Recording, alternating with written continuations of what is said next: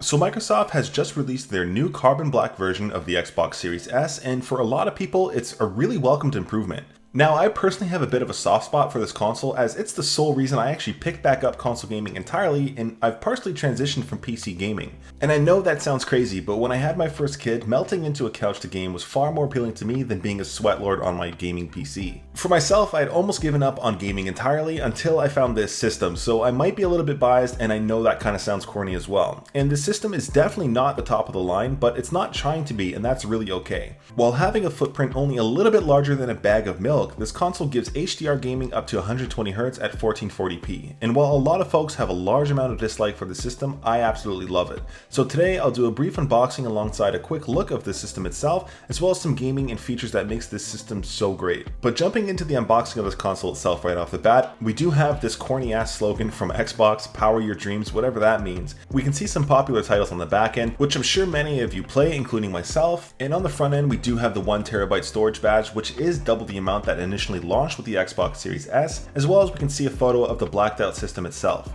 Jumping into the actual unboxing, there's only a couple things in here. You've got the AC power cable, the paperwork that everybody definitely reads, some AA batteries for your controller, as well as an HDMI 2.0 cable. You also have the carbon black controller, which looks the same as what comes with the Xbox Series X controller, and of course the tiny yet powerful Xbox Series S and its blacked out glory. And here it is, the carbon black Xbox Series S, and it's wild to see how tiny this Xbox really is. Again, it's barely larger than a bag of milk or a cereal box, and here it is compared to both the Xbox One S and Series X. Design-wise, this is actually my favorite Xbox of all with the minimal look, and I really dig the blacked out vibe. I will say it's not as blacked out as I thought it'd be when compared to the Series X, but I guess it is still carbon black. The difference is barely noticeable as well. And in terms of ports, you have an HDMI 2.0 port, two USB-A ports, an Ethernet, alongside the storage expansion slot. On the front end, you also have the blacked out power button, another USB Type-A, as well as the connection button for your accessories. And again, when it comes down to the design, just like the white Xbox Series S, this is super minimal and looks as though it's meant to be a part of your home decor versus a standout gaming console. In terms of size, this really is a system you can take with you on the go if you do need to, if you are relocating often, or simply because you want to. And while there can be some performance limitations for a system so small, for a lot of people the size is frankly more important. Of course, a lot of people will dislike some of those performance limitations, but even more people simply don't care and want a dope ass Xbox. For storage, of course, something special with this release is that it does have that 1TB of space compared to the original 512 on the launch edition, and while storage has always been expandable since launch, this system will give you even more storage even if you do decide to expand at a later date. With the way games are going nowadays being so massive, this is definitely a huge bonus for downloading your library. I personally used to be a 1 or 2 game type of guy, but Game Pass sort of changed everything. With Game Pass being a thing, there's simply so many games you might have at any given time, including day one releases. And when it comes down to gaming, this is where the value is absolutely massive in such a tiny package. Straight up, I get that PC gaming is definitely better. They're supposed to be, especially at 3 to 10 times the price of an Xbox. But gaming on the Xbox Series S is still straight up impressive. Both enthusiast gamers like myself and casuals can easily appreciate the beautiful graphics coming from the system. Whether you're playing on a monitor or big ass TV, it's simply a good time.